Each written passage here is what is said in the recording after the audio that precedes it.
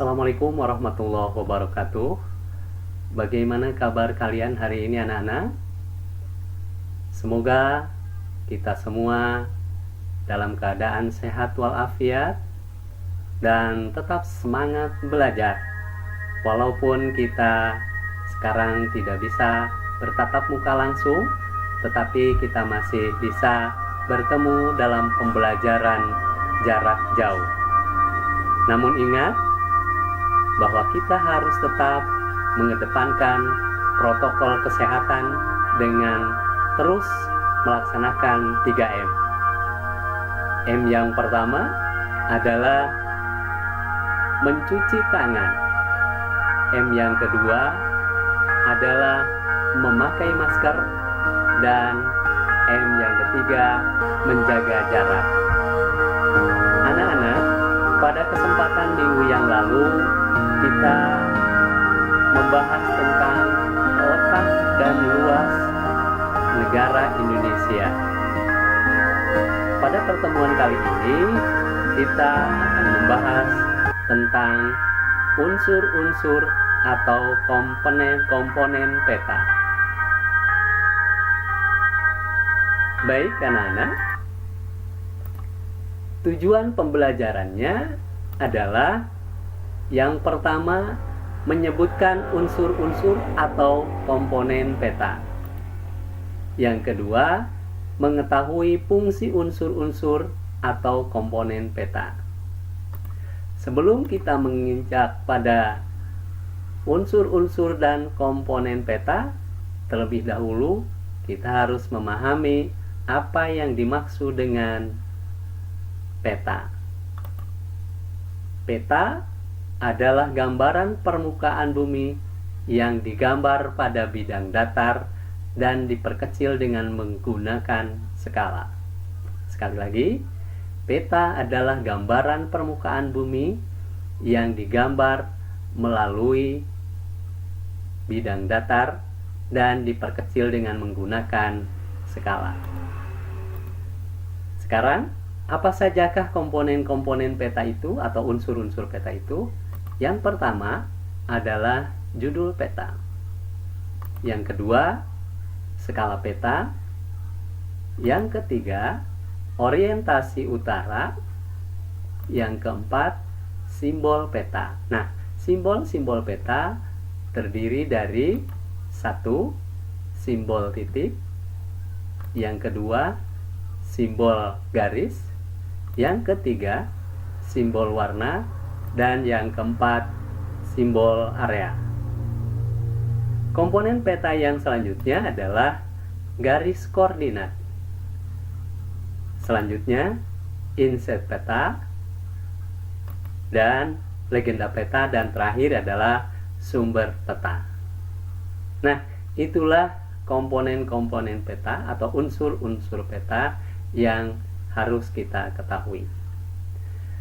Anak-anak, sekarang apa fungsi dari unsur-unsur atau komponen peta itu? Oke, yang pertama, judul peta.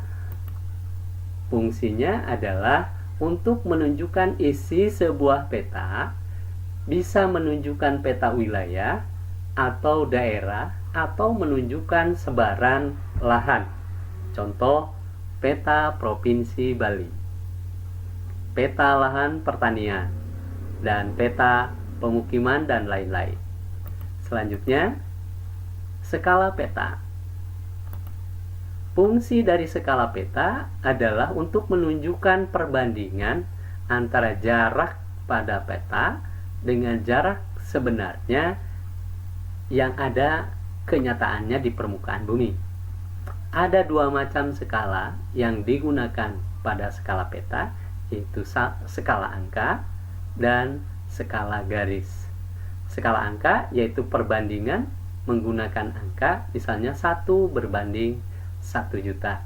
Artinya 1 cm berbanding 10 km.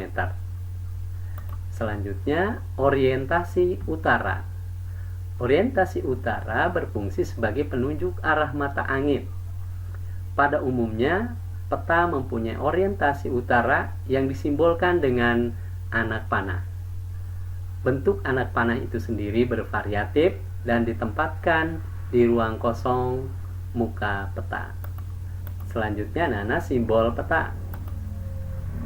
Simbol peta adalah tanda khusus pada suatu peta, dapat mewakili objek yang dipetakan, di mana simbol peta tersebut berfungsi untuk memudahkan seseorang memahami peta. Apa macam-macam simbol peta itu?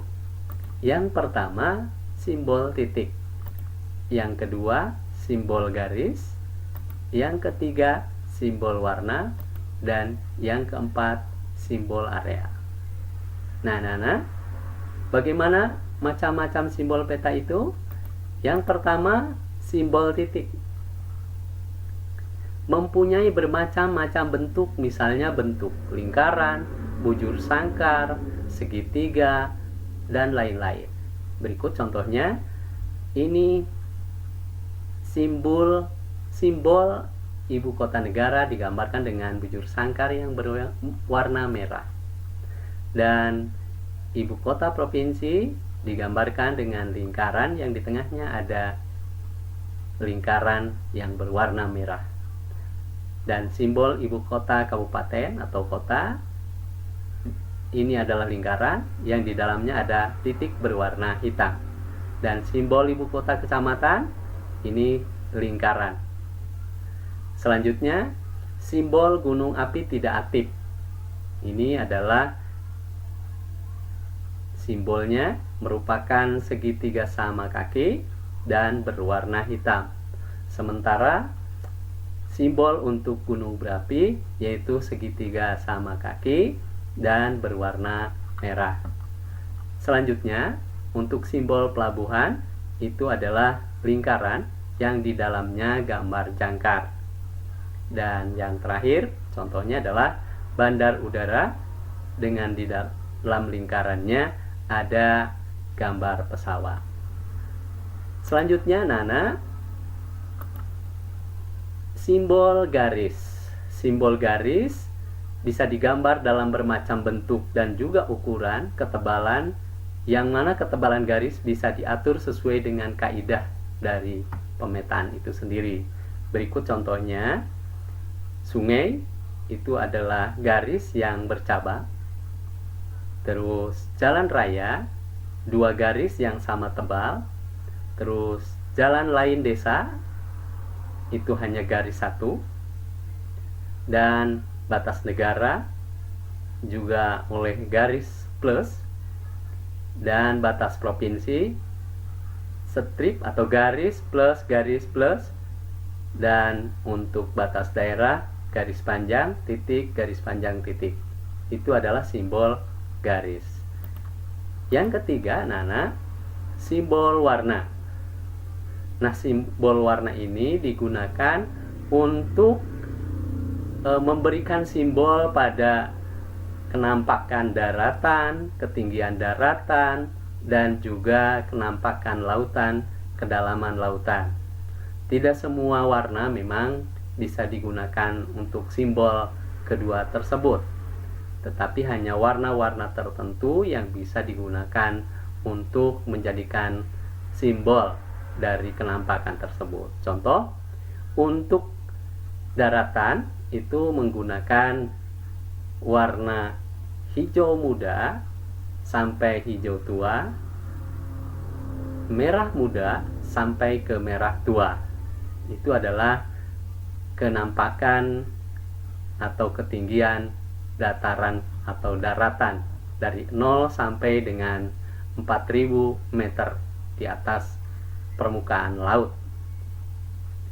Selanjutnya, untuk simbol laut itu biasanya menggunakan warna biru muda sampai ke biru tua. Selanjutnya, adalah simbol area. Nah, simbol area yang digambarkan pada peta umumnya berupa ilustrasi dari objek yang ada di lapangan.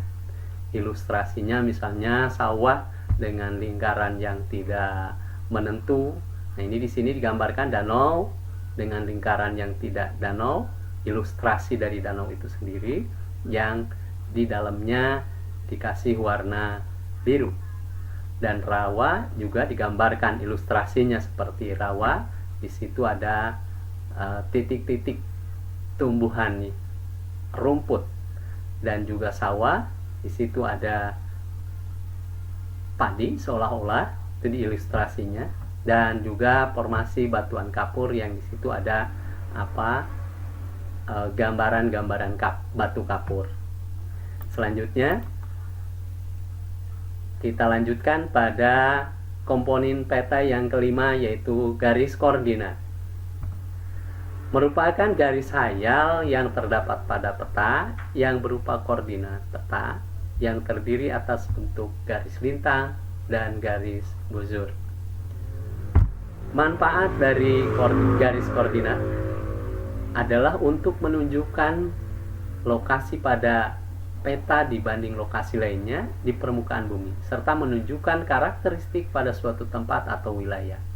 Nah, ini sudah kita bahas pada pertemuan yang lalu tentang letak Indonesia secara astronomis, juga sudah kita bahas tentang garis lintang dan garis bujur.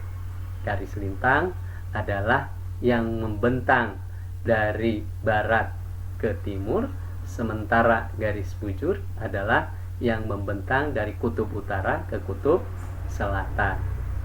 Selanjutnya Nana adalah yang keenam, komponen yang keenam, yaitu adalah insert. Insert peta adalah peta kecil yang terdapat dalam suatu daerah yang luas atau pulau yang luas atau suatu peta, ya, daerah kecil atau peta kecil yang terdapat pada peta yang lebih besar untuk menunjukkan lokasi di mana daerah itu berada. Nah, seperti ini contohnya adalah peta Jawa Tengah berada di Pulau Jawa. Jadi digambarkan dulu semuanya Pulau Jawa, tetapi di sini dikasih lingkaran hanya untuk Jawa Tengah, dan gambarnya di sini bisa dibesarkan. Ini adalah peta Jawa Tengah. Oke, selanjutnya yang ketujuh adalah legenda peta. Legenda peta merupakan keterangan semua objek yang ada di muka peta atau yang ada di wilayah tersebut. Jadi diterangkan oleh legenda peta. Di situ ada jalan raya, di situ juga ada jalan alternatif, jalan tol, kereta api, dan lain-lain. Diterangkan agar seseorang itu mengetahui bahwa di wilayah tersebut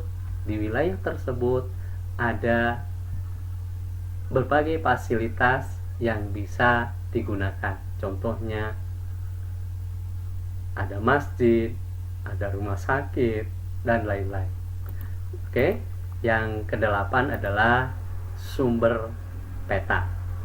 Sumber peta berfungsi menunjukkan bahwa berasal dari mana peta itu dan dibuat oleh siapa atau lembaga mana, sehingga seseorang dapat menilai kualitas peta tersebut. Nah, anak-anak, demikian pertemuan kali ini. Mudah-mudahan kita bisa bertemu di pertemuan yang akan datang. Untuk tugas kalian yaitu membuat peta dengan komponen yang lengkap. Dan insya Allah pada pertemuan yang akan datang akan kita bahas secara bersama-sama. Semangat belajar, tetap jaga kesehatan. Insya Allah kita akan bertemu di pertemuan yang akan datang. Terima kasih. Assalamualaikum warahmatullahi wabarakatuh.